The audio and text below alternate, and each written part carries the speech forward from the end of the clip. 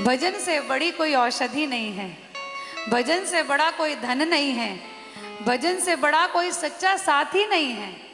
लेकिन फिर भी मनुष्य सब कुछ करता है, लेकिन भजन करना ही उसको अच्छा नहीं लगता। भजन के बिना दुख के सागर हैं, लेकिन दुखों के सागर में रहना स्वीकार है, लेकिन भजन करना अच्छा।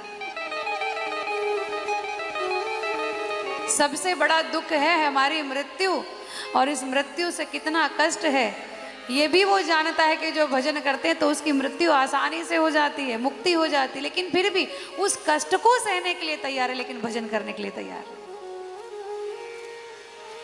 क्योंकि भजन जो बोझ लगता है ना, जिस भजन को करने में हमें तकलीफ होती है, हम ये जानते ही नहीं है कि इस भजन से ज्यादा तकलीफ कितनी बड़ी है संसार में,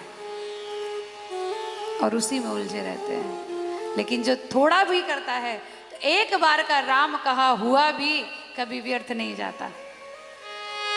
भरत जी की भूमिका बनी हुई है, जब भरत थे, राजा थे, तब भजन किया, वो भूमिका तैयार।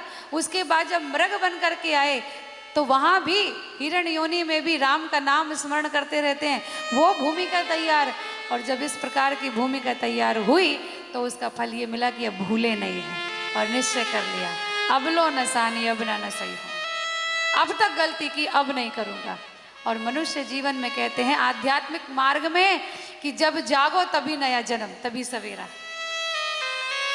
जब मन में ये इच्छा जाग जाए कि मुझे भगवान का भजन करना, तो उसमें देर नहीं लगानी चाहिए, भजन आरंभ कर देना चाहिए।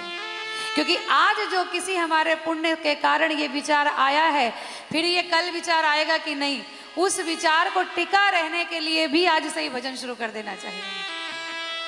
भरत जी ने भजन किया और निश्चय कर लिया कि अब संसार में किसी मोह माया में फंसूंगा नहीं, बोलूंगा ही नहीं किसी से।